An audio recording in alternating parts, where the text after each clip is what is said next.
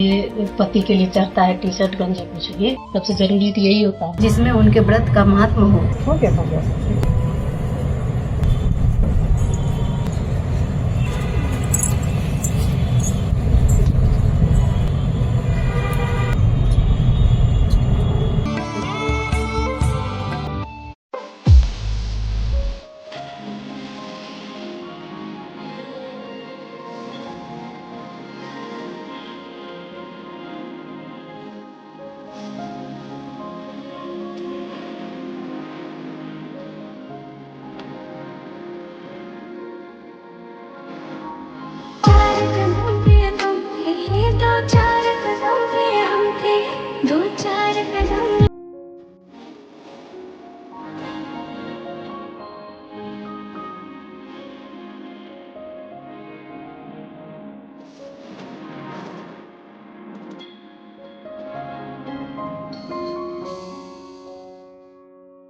ये रहा वट सावित्री पूजा का सामान सब। रुमाल में क्या करोगे अब? खोइछा में लेंगे उसके लिए है। खोइछा, ठीक है, बनाओ फिर। मिठाई है, थोड़ा सा चना डाल देंगे, लीची, एगो आम, इसमें थोड़ा सा चावल भी डाल देंगे, कुछ रुपया, बस हो गया। हाँ, इसको खोइछा में लेंगे। खोइछा किसको जाएगा? हम अपने लेंगे, फेरी लगाएंगे तो खोइछा लेंगे नहीं। खोइछा पंडित जी को दोगे, खुद घर में रहेगा? पंडित जी को ही देंगे। क्या ये श्रृंगार का सामान। अच्छा, ये सब पंडित जी को जाएगा, कुछ खर्च नहीं। ये सब भी जाएगा? फल फूल नहीं, ये सब चढ़ेगा ऊपर, ये जाएगा सीधा जाएगा पंडित जी को। अच्छा, ये पति के लिए चाहता है टी शर्ट गंजी कुछ भी। दिखाओ कैसा है।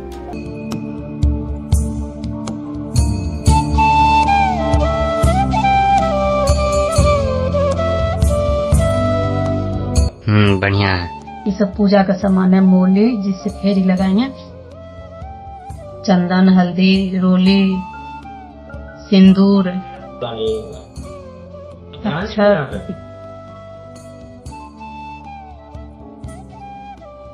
ये सब चना, ये है अहिपन। क्या है? अहिपन चावल का आटा का बनता है। ठीक, यही सबसे जरूरी तो यही होता है। पड़ता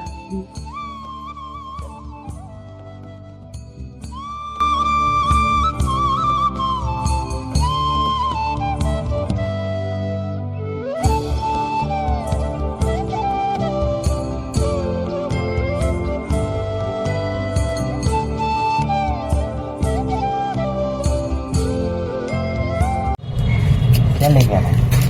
लिक्विड वाला सिंदूर मेरे अथी में होगा, ड्रेसिंग टेबल में जब पोच में नहीं सारा रखे उसी में।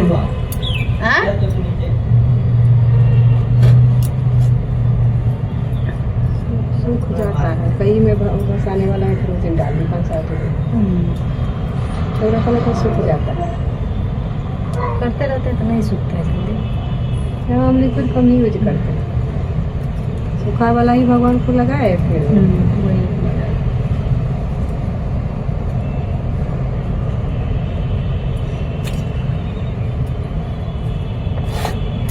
छत्तीस की तरह ये दान वाला थोड़ा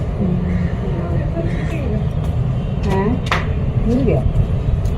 मिल गया आप तो छोड़ दो। मैरून वाला मिला, कहाँ मिला है? तुम जो बोल रही थी उस दिन वाला ही ठीक है। किस कहाँ था ये?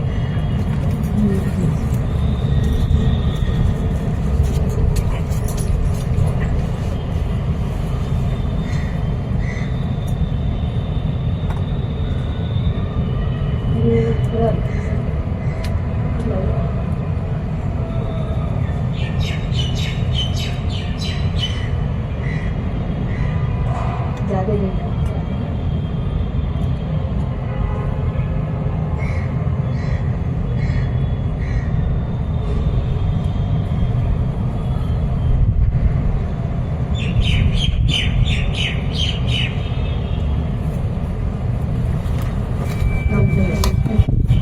नहीं होगा भी 10 को, लेकिन मैं उस दिन क्या हुआ था, ये यूज कम करते हैं तो मैं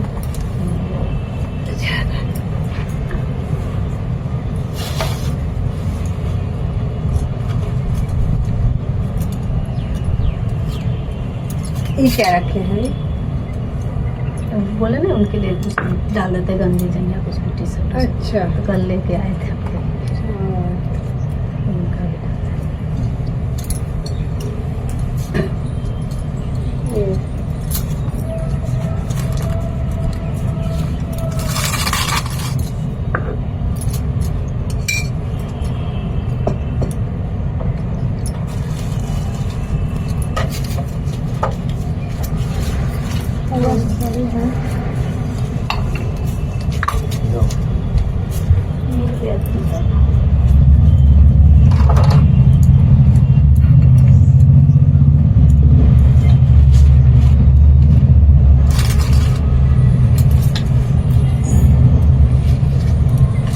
बहुत सुंदर। 10 बजे ही हम लोग छाता लगाए थे तभी तो मिला रहा था।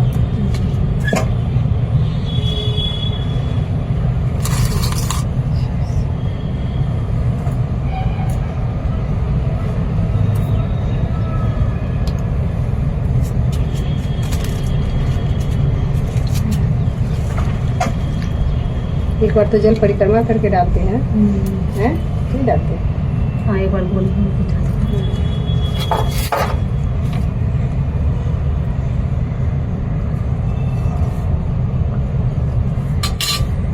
इसमें पीला कैसे हो गया? हल्दी डाल दिया ना।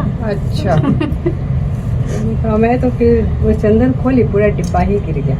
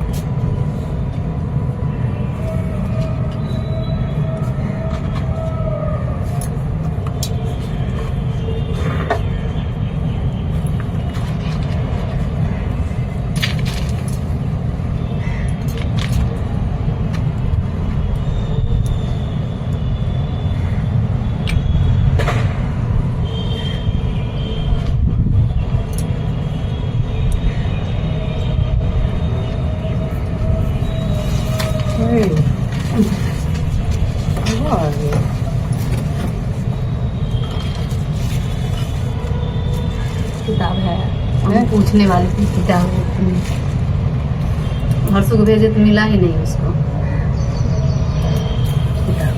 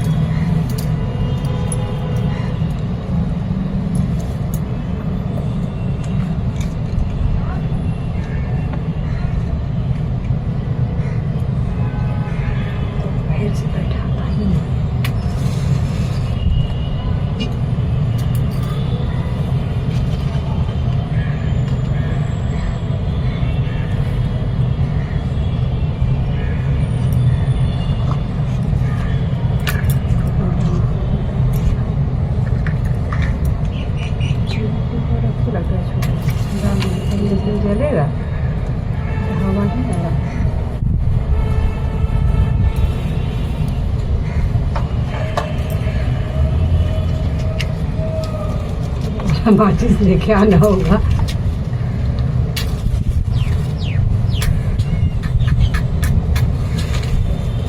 आज रूही का बत्ती नहीं डालते ये, अमावस्या सोमवार अमावस्या अच्छा, फिर कल ही जला दे।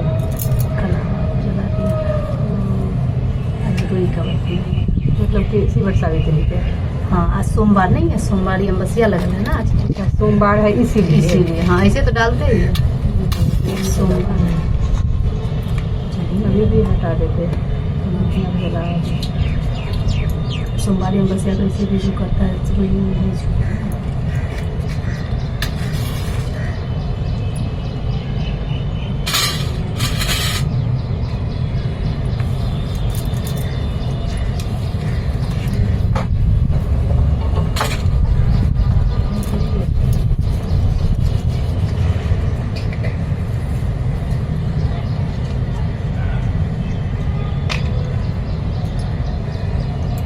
मंदिर पे इतना भी नहीं होता। हाँ, मैं पहले जाती थी, फिर देखी थी जो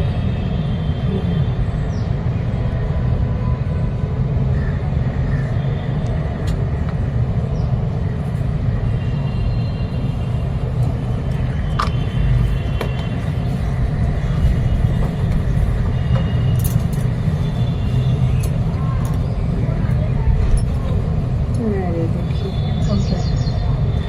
आम तो छोड़ दीजिए। इसीलिए जो है ना, और मैं लगता है कि घर में गोपू यही है वो आम जो धोया हुआ पन्नी में फल था, आम छोड़िए दिए। जलने ही नहीं दे रहा।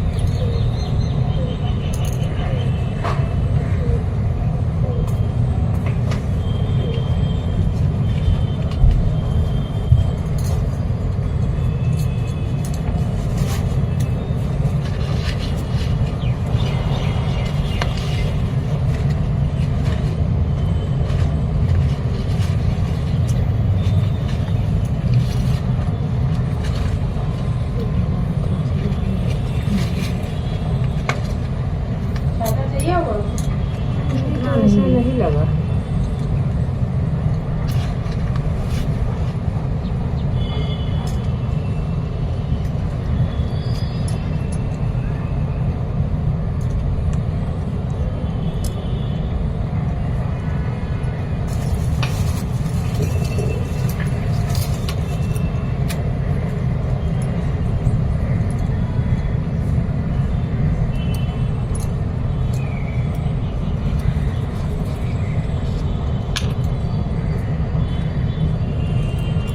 तो जितना कीजिए उतना जल्दी कीजिए, जल्दी कीजिए, हटिए हटिए सब करने लगे। हाँ कर रहे थे तो आराम से।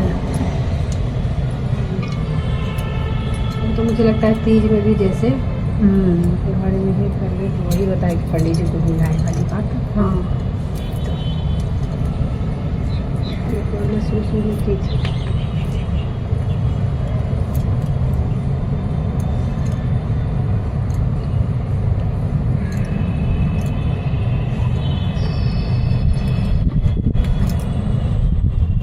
शुरू से घरे में कर लेते हैं तीज में। वहाँ करती है घड़े में अर्चा।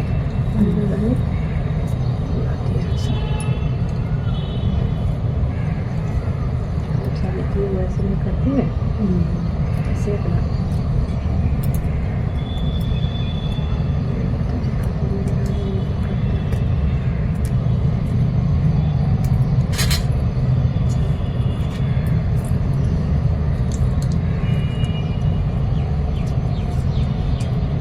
करती है पूजा वूजा से, अभी तक नहीं खाई पिएगी तैयार व्यार होके जेल और चढ़ा लेती है, खा लेती है, नमक खा लेती है, रोज करती है।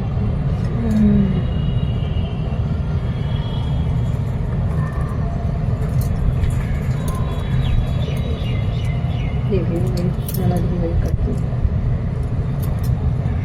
वही उसको भी सबको यही कहती है।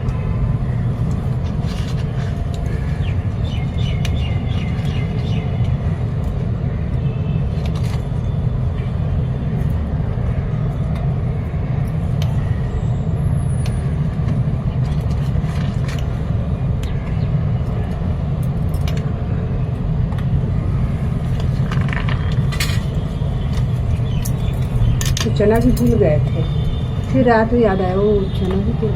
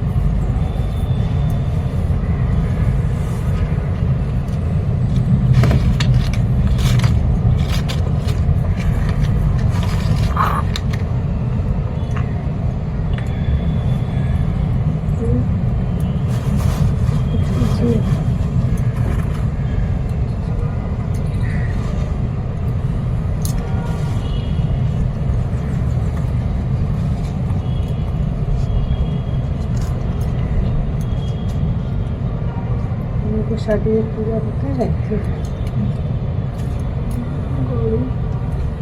नहीं, ये पीतल वाला जब तक जिए हैं तब तक पूजते रहेंगे। शादी में सुपारी का होता है तो वो 1.25 साल पूजा करके उसको फिर बसा देते हैं। हाँ फिर ये सास या मायके से माँ देगी, तो ये हम मतलब जब तक हाँ आप लोगों को मिलने से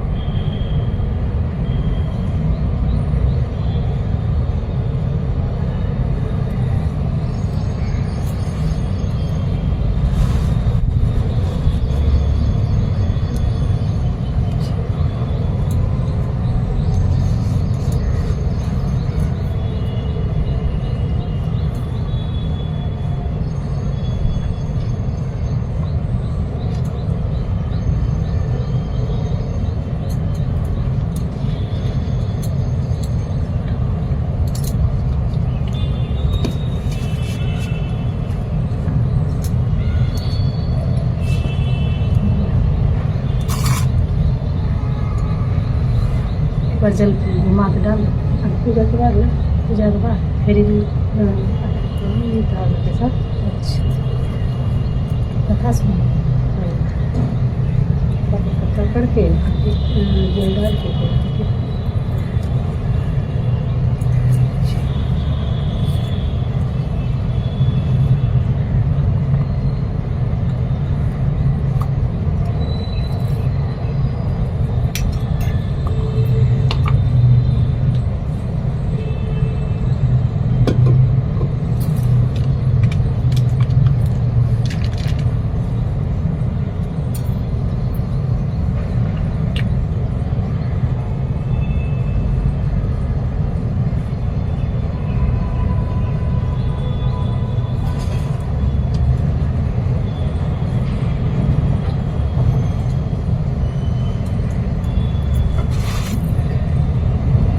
चश्मा तो खूब लगी है।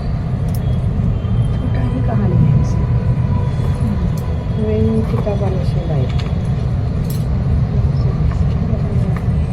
छोटा मंगाऊँ के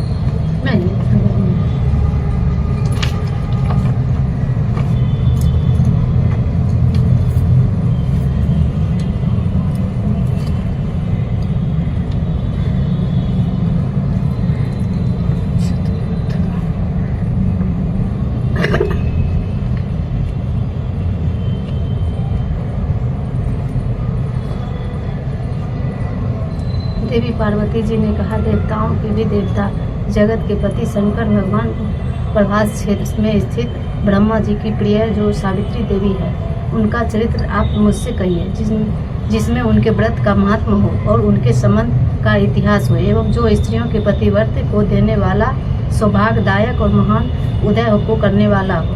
तब शंकर भगवान ने कहा कि हे महादेवी, प्रभास क्षेत्र में स्थित सावित्री के असाधारण चरित्र को मैं तुमसे कहता हूँ। हे महेश्वरी, सावित्री स्थल नामक स्थान में राजकन्या सावित्री ने जिस प्रकार से उत्तम व्रत सावित्री व्रत का पालन किया, मद्रास देश में एक धर्मात्मा, सभी प्राणियों के हित में तत्पर रहने वाला, राजधानी तथा राज्य में रहने वाली प्रजाओं का प्रिय अश्वपति नामक राजा था, जो कि क्षमाशील, संतान न रहित, सत्यवादी और इंद्रियों को वश में रखने वाला था। एक समय वह राजा प्रभास क्षेत्र की यात्रा के निमित्त वहां पर आया और विधि पूर्वक यात्रा करता हुआ सावित्री के स्थान पर पहुंचा। वहां पर उस राजा ने अपनी रानी के साथ इस व्रत को किया, जो सावित्री के नाम से सावित्री व्रत से प्रसिद्ध सभी प्रकार की कामनाओं को पूर्ण करने वाला है।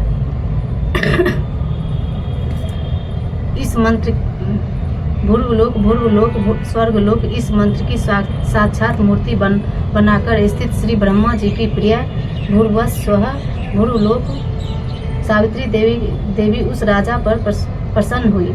कमंडल को धारण करने वाली वह सावित्री देवी दर्शन देने के बाद पुनः अदृश्य हो गई और बहुत दिनों के बाद उसी राजा के यहाँ देवी के समान रूप वाली कन्या के रूप में उत्पन्न हुई। सावित्री की प्रसन्नता से प्राप्त तथा सावित्री की पूजा करने के बाद हुई। अतः राजा ने ब्राह्मणों की आज्ञा से अपनी उस कन्या का नाम सावित्री रखा।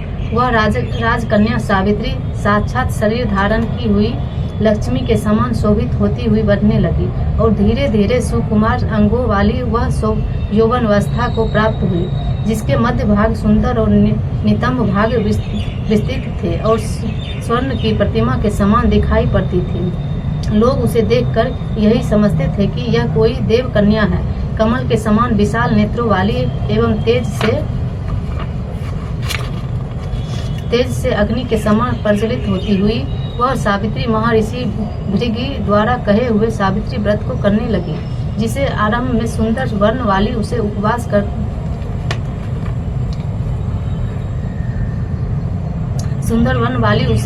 करके सिर से स्नान की हुई सावित्री देवता की प्रतिमा के पास जाकर अग्नि में हवन करके ब्राह्मणों से स्वस्ति वाचन कराया और उन ब्राह्मणों से अवशिष्ट पुष्पांजलि ग्रहण करके सखियों से घिरी हुई लक्ष्मी देवी की समान सुंदर रूप से सुशोभित हुई। बारहोरा वह राजकन्या समीप में जाकर पिता के चरणों में प्रणाम कर प्राप्त पुष्पांजलि को निवेदित कर हाथ जोड़कर राजा के प्रसव में स्थित हुई। युवा अवस्था के प्राप्त हुई देखकर राजा ने उसके भविष्य में मंत्रियों से सलाह लेकर राजकन्या से कहने लगा, हे पुत्री, तुम्हें योग वर को देने का समय आ गया है। मुझसे कोई तुम्हारे तेज से ग्रसित होकर तुम्हें मांगने के लिए भी नहीं आता, और मैं भी विचार करने पर तुम्हारी आत्मा के अनुरूप वर को नहीं ढूंढ पा रहा हूँ। अतः हे पुत्री, देवताओं के निकट मैं जिस तरह निंदनीय न हो वैसे तुम करो। मैंने धर्म शास्त्रों में पढ़ा और सुना भी है कि यदि पिता के गृह में रहती हुई विवाह के पहले ही जो कन्या रजो धर्म से युक्त हो जाती है वह शूद्रा के समान समझी जाती है तथा उसके पिता को ब्रह्म हत्या के समान पाप लगता है। इसलिए हे पुत्री, मैं तुमको भेज रहा हूँ कि तुम स्वयं अपने योग पर ढूंढ लो। वृद्ध मंत्रियों के साथ शीघ्र जाओ और मेरी बात को मानो। इसके बाद जैसा कहते हैं वैसा ही होगा। ऐसा कहकर सावित्री घर से निकलकर राज ऋषियों के रम्य तपोवन की ओर चल पड़ी और वहां पहुंचकर माननीय वृद्ध जनों को प्रणाम कर सभी तीर्थों और आश्रमों में जाकर पुनः मंत्रियों के साथ सावित्री अपने गृह पर आ गई और वहां पर पिताजी के समक्ष पवित्र देव ऋषि नारद को बैठे हुए देखा। आसन पर बैठे हुए नारद जी को प्रणाम कर मुस्कुराती हुई जिस कार्य के लिए वन में गई थी सारी कथाएं उनसे कहने लगी। सावित्री बोली, हे देव ऋषि नारद जी, साल्लव देश में धर्मात्मा धर्मसेन नाम से विख्यात एक क्षत्रिय राजा है जो देववश अंधे हो गए हैं। उस समय उनका छोटा सा बालक और उनकी माँ थी। ऐसे समय में अवसर पाकर उनका राज्य पूर्वबेरी रुक्मिक नामक एक संबंध राजा ने उनसे छीन लिया। अतः वह अर्ध धर्मसेन छोटे बच्चे को साथ लिए अपनी स्त्री के साथ जंगल की ओर चल दिए। उनका वह पुत्र वन में ही बड़ा होकर धार्मिक सत्य बोलने वाला है। अतः अनुरूप पति समझकर मैंने उसे मन से वरण कर लिया है। यह सुनकर नारद जी ने कहा, हे राजन, सावित्री ने यह बड़ा कष्टप्रद कार्य कर डाला। बाल बुद्धि होने से उनके केवल गुणवान समझकर सत्यवान को वरण कर लिया। उसका पिता सत्य बोलता है, माता सत्य बोलती है और वह स्वयं भी सत्य बोलता है। इससे उनका नाम मुनियों ने सत्यवान रखा है। उसको नित्य अश्व घोड़े प्रिय है और वह मिट्टी के घोड़े बनाया करता है तथा चित्र में भी घोड़े को लिखता रहता है। इससे उसे चित्रवंश भी कहते हैं। सत्यवान दान और गुण में रंती देव के शिष्य के समान है। ब्राह्मणों की रक्षा करने वाला और सत्यवादी तथा अविनाशी शिव के समान है। ययाति के समान उदार चंद्रमा के समान देखने में प्रिय लगने वाला, रूप में दूसरे अश्वनी कुमार के समान और धूम्रसेन के समान बलवान है। किंतु उसमें केवल यही एक दोष है, दूसरा कोई नहीं कि सत्यवान आज से ठीक 1 वर्ष पर छिन्नायु हो जाने से देह त्याग कर देगा। इस प्रकार नारद जी की बात सुनकर राजकन्या सावित्री ने राजा से कहा, राजा, लोगों को किसी से एक बार कोई बात कहते हैं, ब्रह्म देवता एक ही बार कहते हैं और एक ही बार कन्या दी जाती है। ये तीनों कर्म एक ही बार किए जाते हैं। दीर्घायु हो अथवा अल्पयायु, गुणवान हो अथवा निर्गुण हो। वर को एक बार वरण कर लिया, अब दूसरे वर को वरण नहीं करूंगी। पहले मन से निश्चय करके बाद में मैं उसे वाणी द्वारा प्रकट किया जाता है, पुनः उसके बाद कर्म द्वारा किया जाता है। इससे प्रत्येक कार्य में मन को प्रमाण माना जाता है, अर्थात मन के विरुद्ध कार्य नहीं किया जाता है।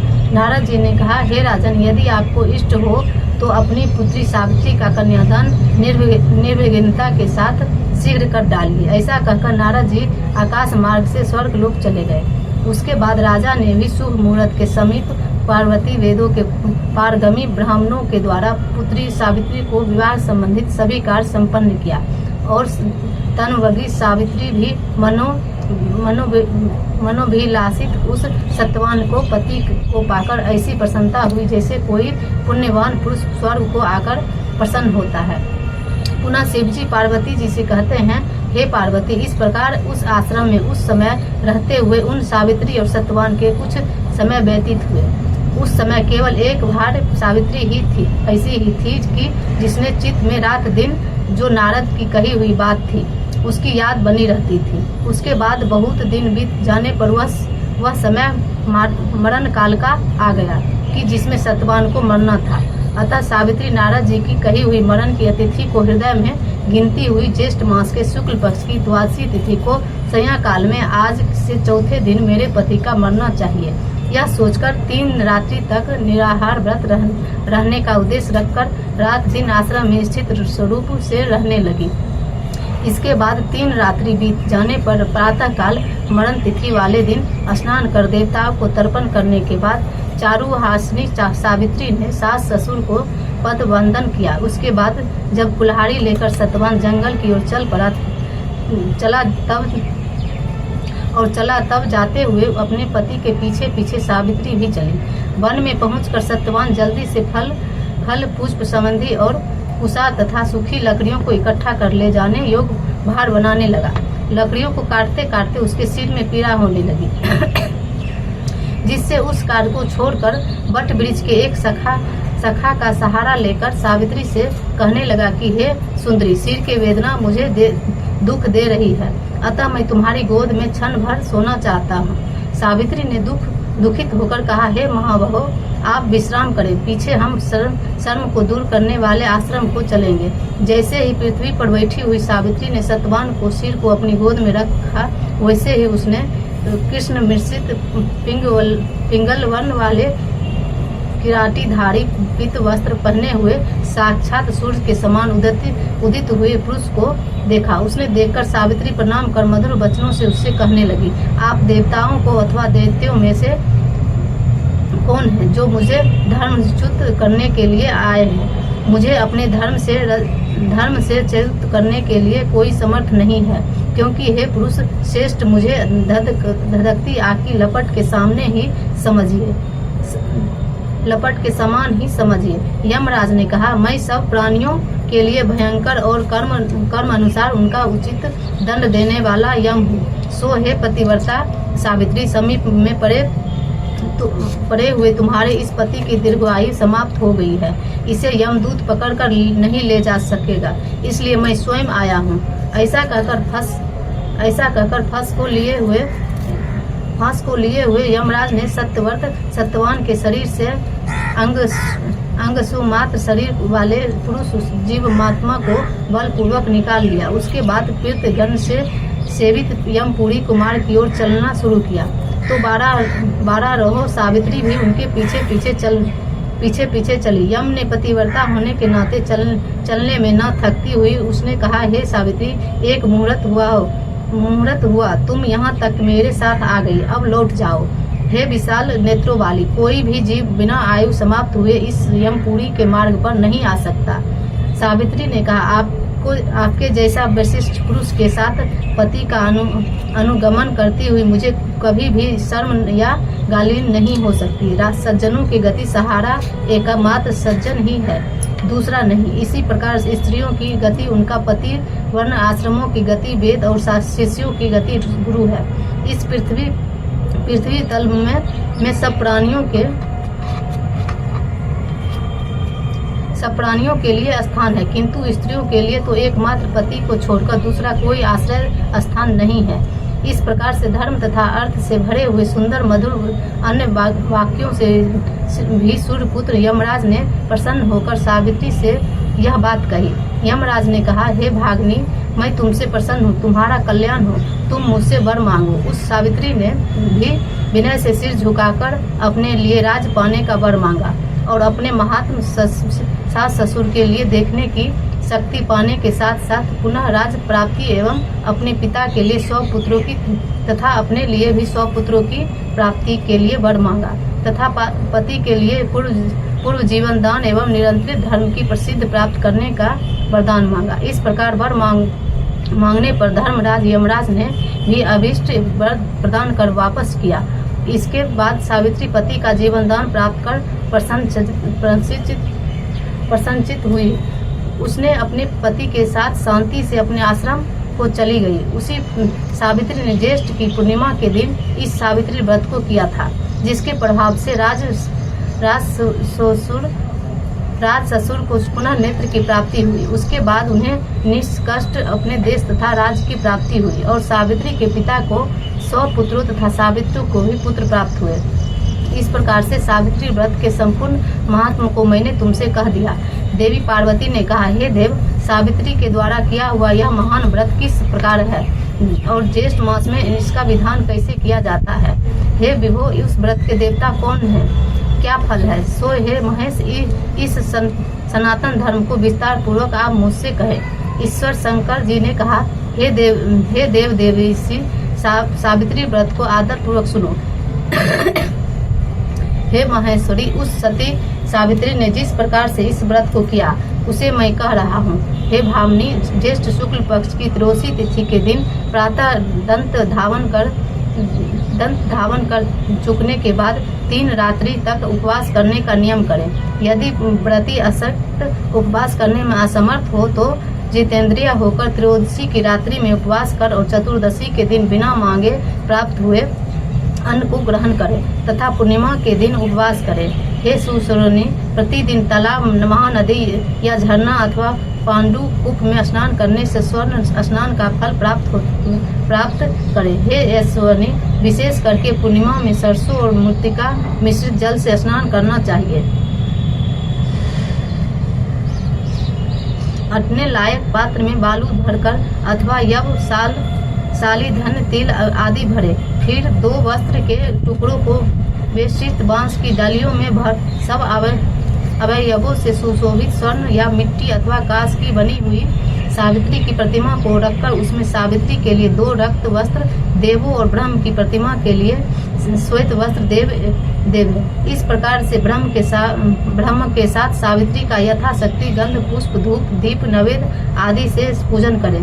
पूर्ण तैयार हुए तरोई, कोहरी, नारियल, खजूर, केत, अनार, जामुन, जम्बेरी, नींबू, नारंगी, अखरोट, कटहल, जीरा, काली मिर्च के टुकड़ों, गुड़, सेंधा, नमक एवं अंकुरित सप्त धन को बांस की बनी हुई डलियों में रखकर रेशमी वस्त्रों से बेशित कर कुमकुम केसर के रंग से रंग देवे।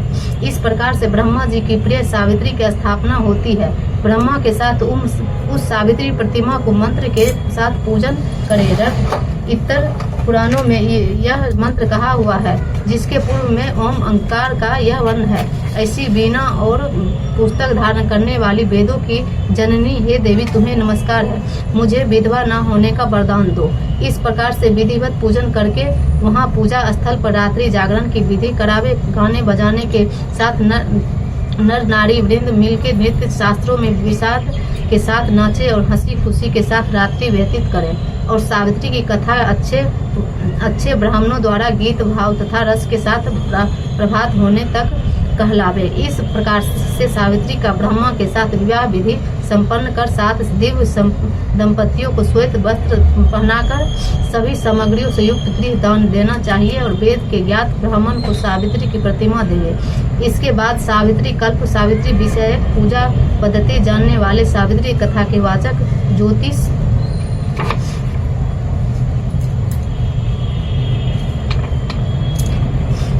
ज्योतिष उच्च वित्त वाले, खलिहान में बिखरे अन्न को बीनकर जीविका चलाने वाले, दरिद्र अग्निहोत्र कर्म करने वाले ब्राह्मण को इस प्रकार विधि पूर्वक सावित्री प्रतिमा का दान दें। उसी पूर्णिमा की रात्रि में वट के नीचे 14 द्विज दंपतियों को निमंत्रित करें। उसके बाद प्रभात समय में उषा काल उपस्थित होने पर भक्ष्य, भोजन आदि सामग्री को सावित्री स्थल वट वृक्ष के नीचे ले आवे। बुद्धिमान जन पतिव्रता के साथ पाक बना और उसको यत्न पूर्वक रक्षा करके गृहिणी युक्त निमित्त ब्राह्मणों को बुलाकर उस सावित्री के पूजन शाली में उसका पैर धोकर उन सबों को बैठावे। हे देवी, सावित्री के समक्ष उन द्विज दंपतियों को भोजन करावे। इस संसार में उन सबों को भोजन कराना मानो मुझे भोजन कराना हो जाता है, इसमें कोई संदेह नहीं है। जो दूसरी बार सावित्री के समक्ष द्विज दंपतियों को भोजन कराता है वह मानो केशव भगवान को भोजन कराता है, जिससे प्रसन्न होकर वर देने वाले भगवान विष्णु उसे अभिष्ट वर देते हैं। तीसरी बार भोजन कराने पर सावित्री के सहित ब्रह्मा जी को भोजन कराना हो जाता है। सावित्री के समक्ष एक बार भोजन कराना कोटि बार भोजन कराने का समान समझा जाता है। हे महादेवी, सावित्री के पूजन स्थल वट के नीचे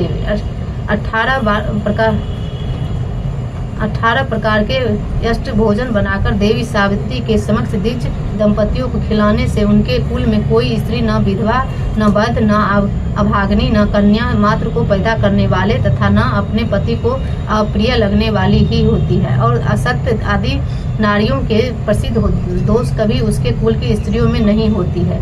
इसलिए हे देवी, विशेष यत्न के साथ सावित्री देवी के आगे कटुआ तीता रस से रहित ही भोजन देना चाहिए। उस समय स्त्रियों को अम्ल, खट्टा और क्षार पदार्थ युक्त भोजन कभी नहीं कराना चाहिए, बल्कि 5 प्रकार के मधुर, हृदय को प्रिय लगने वाला तथा सुंदर रीतों से पकाए हुए अन्न को ही भोजन कराना चाहिए। घृत से पूर्ण और अधिक दूध में पड़े हुए पुए बनावे। दूसरे पुए ऐसे बनाए जो वृत्ति सेवई के रूप में शोक हरने से अशोक कार्तिका नाम से प्रसिद्ध है। तीसरे पुए खजूर के बने हुए होने चाहिए। चौथे गुड़ और घृत से युक्त संयम के रूप में होने चाहिए। जो स्त्री इन सबों के दान करती वो स्वयं खाती है, वह पुरुषों के लिए आहतकारणी एवं स्त्रियों के लिए अत्यंत प्यारी, धन तथा बहुत बड़े कष्ट कुटुंब वाली होती है। पुओं के दान से उनके कुल में ज्वर, संताप और किसी प्रिय के वियोग का दुख नहीं होता है। अशोकवर्ती के दान से 21 पीढ़ी तक उसका कुल बहुए, लड़कों, अग्नि, दासियों से भरा रहता है। और जो स्त्रियां पूरियों को देती है उनके कुल में बहुओं को साथ साथ लड़कियों भी पुत्रानी होती है। शिखरण को दान करने वाली युवतियों को युक्त सभी फल को प्राप्त होती है, इसमें कोई संदेह नहीं। मोदक लड्डुओं को दान से उसको संपूर्ण कुल सर्व प्रकार के सिद्धियों से पूरा रहता है। ऐसा पितामह ब्रह्मा जी का वचन है। हे देवी, 8 वर्ष की गौरी कन्याओं को भोजन कराने से यह वशिष्ठ फल होता है कि वह जन्म जन्म में सौभाग्य वाली पुत्रिनी, पतिव्रता, धन की वृद्धि से सुशोभित शास्त्रों को भोजन कराने वाली होती है। मुख्य पान पीने योग्य पदार्थों जो हृदय को प्रिय लगने वाले और मधुर हो, जैसे दाक्षपान, अंगूर का शरबत, गुड़ से युक्त इमली का पान, खांड से बने हुए मीठे शरबत, इसके अतिरिक्त अन्य जो भी योग वर्ण सुगंधित पान को उन्हें दिव्य दंपतियों को पिलाना चाहिए। विधि पूर्वक पूजन करके उन दिव्य दंपतियों को प्रसाद, वस्त्र आदि, धोती, साड़ी, कंचुकी आदि पहनाकर कुमकुम आदि सुगंधित वस्तु को लेप शरीर में लगाकर फूल माला से अलंकृत कर गंध धूप से पूजन करके अंत में नारियल देना चाहिए। और उन दिव्य दंपतियों की आंखों में अंजन और मस्तक में सिंदूर लगाकर मनोहर सुशोभित और कोमल सुपारियों का पात्र में रखकर उनके हाथ में देने के बाद प्रणाम कर उनका विसर्जन कर दे। अंत में इस कृत्य से निवृत्त होकर बंधु एवं बालकों के साथ स्वयं भोजन करे। यदि पूजन स्थल में भोजन न कर सके तो घर जाकर भोजन करना चाहिए, जिससे देवी प्रसन्न हो। इसी प्रकार से अपने घर आकर पिंड दान पूर्वक पितरों पर स्वधि श्रद्धा करना चाहिए। ऐसा करने से उनके पितृगण ब्रह्मा के दिन अरब 32 करोड़ वर्ष तक संतुष्ट बने रहते हैं। तीर्थ से 8 गुना पुण्य अपने घर में दान देने से होता है, क्योंकि द्विज जातियों द्वारा किए हुए श्राद्धा को नीच जन नहीं देख पाते। अतः एकांत गृह में गुप्त रूप से पितरों को श्रद्धा करना उचित होता है। नीच के देखने मात्र से ही वह श्राद्ध निष्सफल हो जाने से पितरों नहीं प्राप्त हो पाता। इसलिए जहाँ तक हो सके प्रयत्न पूर्वक श्राद्ध को गुप्त रूप से करना चाहिए, क्योंकि पितरों की तृप्ति देने वाले ऐसे ही श्राद्ध को ब्रह्मा जी ने स्वयं बताया है। पूर्वत्र गौरी कन्या को भोजन कराना आदि जो क्रियाएं हैं वे उत्सर्ग कहलाती है। व्यक्तियों को कहे हुए ये दान सदा देने चाहिए। यदि शक्तिवत फल ही चाहा तो श्राद्ध में विशेष रूप में इस प्रकार के दान देने चाहिए, जैसे कि ऊपर कह आए हैं। हे देवी, सावित्री व्रत का उद्यापन सभी प्रकार के पापों से छुटकारा पाने के लिए मनुष्य को अवश्य करना चाहिए। इसके करने से इच्छा या अनिच्छा से किए हुए सभी पाप नष्ट हो जाते हैं। जो लोग इस प्रकार से वट सावित्री की यात्रा करते हैं उनको इस लोक में सौभाग्य, धन, सुंदर स्त्रियां विधिवत रूप से प्राप्त होती है। इस यात्रा विधान को जो कोई मनुष्य भक्ति पूर्वक कहता है या इस वट सावित्री व्रत कथा को सुनता है, वो पापों से छुटकारा पा जाता है। हे देवी, जो पुरुष ज्येष्ठ की पूर्णिमा के दिन विधि पूर्वक सावित्री के पूजन स्थल वट वृक्ष के 108 या 54 अथवा 17 प्रदक्षिणा यत्न पूर्वक करते हैं तो उनके द्वारा अज्ञान पूर्वक किए हुए अज्ञान स्त्री के साथ गमन रूपी पाप अथवा अन्य भी किए हुए पाप नष्ट हो जाता है। इसमें कोई संदेह नहीं है। जो उक्त सावित्री के स्थल वट वृक्ष के नीचे जाकर संध्या वंदना किया करते हैं और उन अपनी पत्नी के हाथ से लाए हुए पांडु कूप के जल से सुवर्ण की झाड़ी अथवा मिट्टी की झाड़ी से है भागनी जल ले आकर संध्योपासना करते हैं, उनके द्वारा 12 वर्ष तक की संध्योपासना की हुई मानी जाती है। पांडु कूप में स्नान करने में अश्वमेध यज्ञ का फल होता है। दान देने से 10 गुना फल और उपवास करने तथा सुनने से अनंत फल होता है।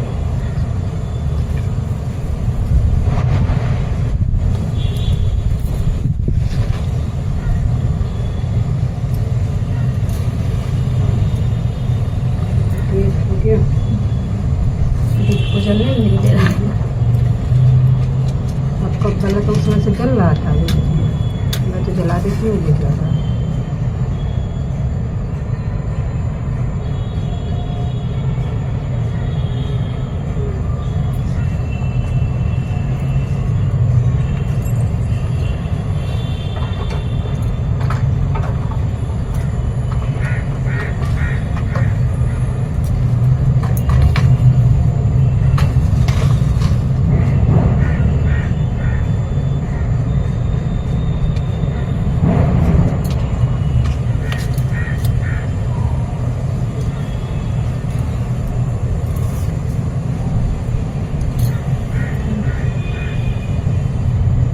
केवल परिक्रमा के साथ रहना।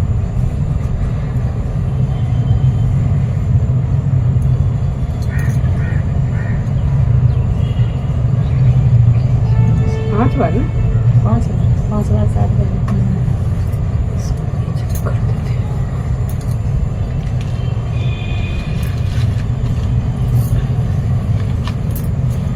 हुआ है।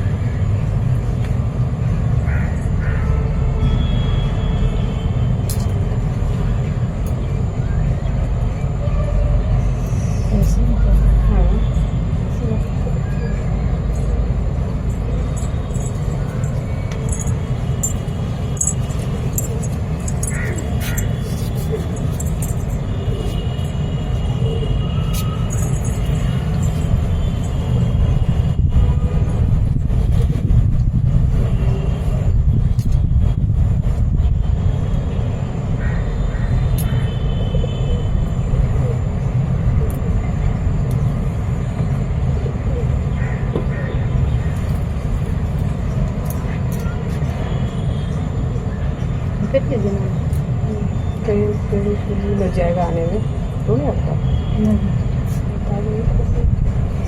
हो गया था क्या? एक ही बार निकले। 5 बार किए? हाँ हाँ।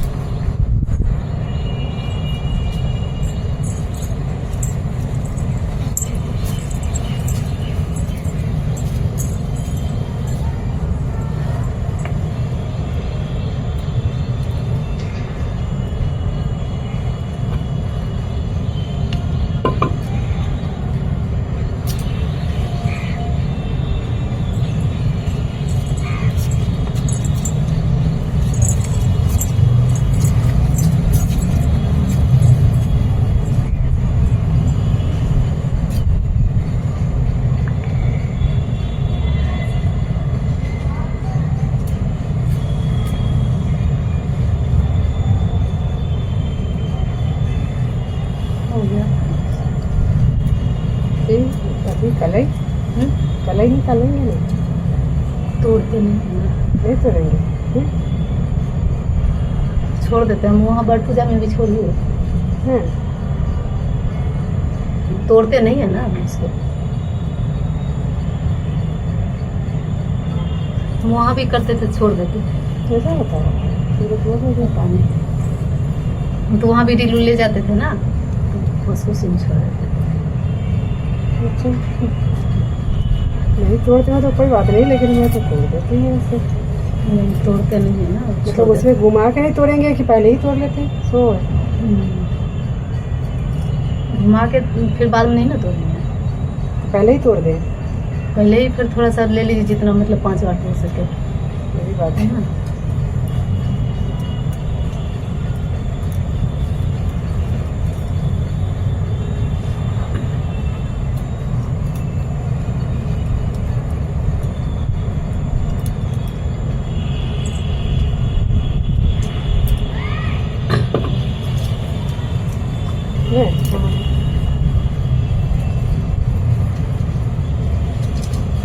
बाद में ले लीजिएगा, है बाद में उठा लीजिएगा। अच्छा कल उठा लेंगे। हाँ, तो ये भी हुआ। हाँ घर भी है।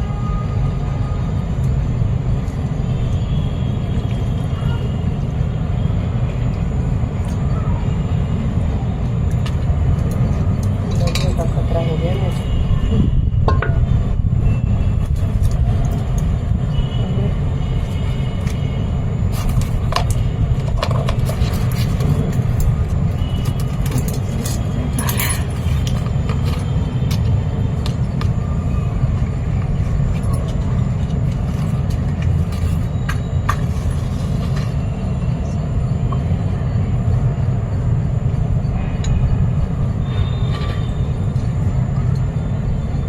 फंसा दो, बांध दे। नहीं नहीं, बांध के नहीं, इसी का से।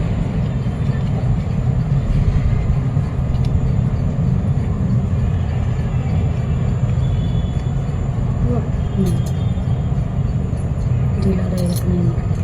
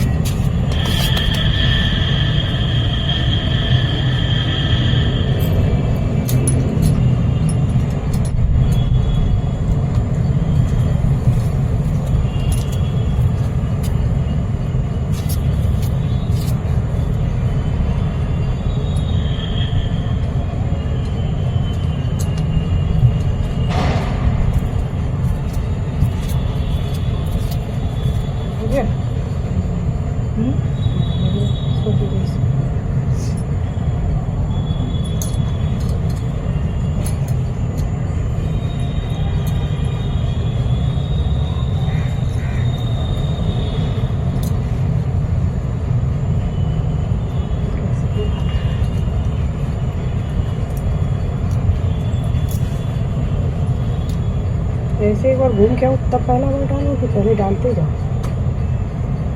तो कुछ उल्टा सीधा ध्यान आ जाता है। तो एक ही बार डाल देते हैं।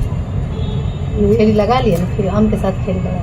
हाँ अच्छा, फिर एक बार घूम के फिर जाल डाली। हाँ, फिर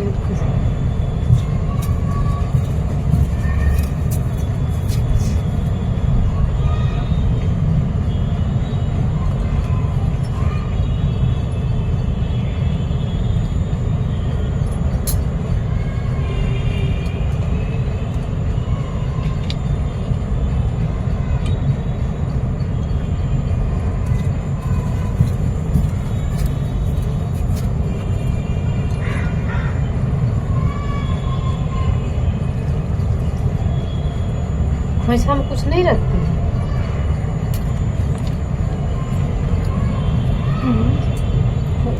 हाँ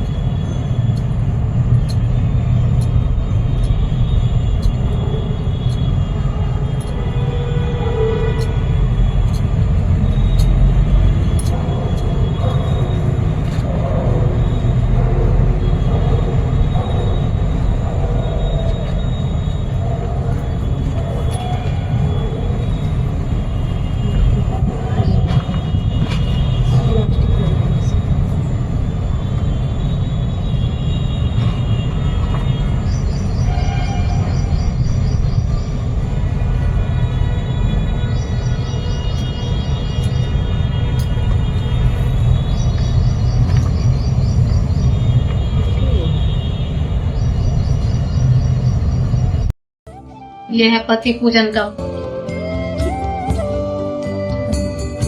कहाँ है पति देव? चलिए।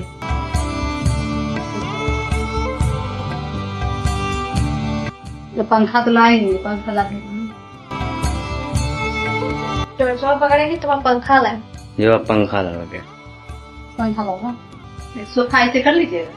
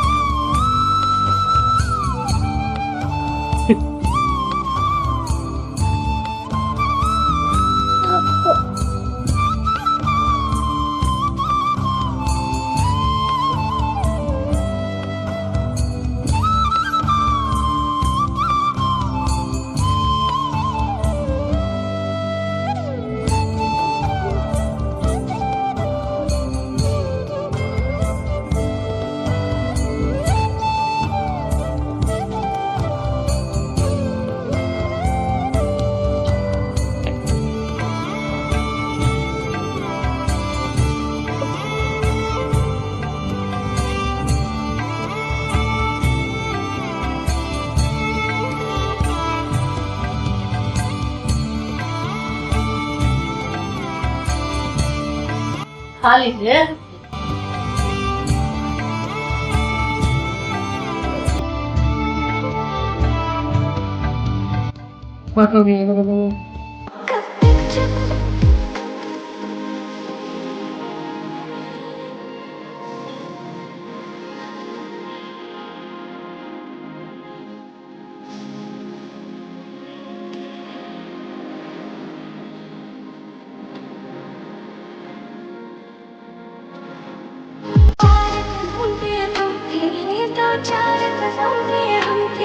दो चार कदम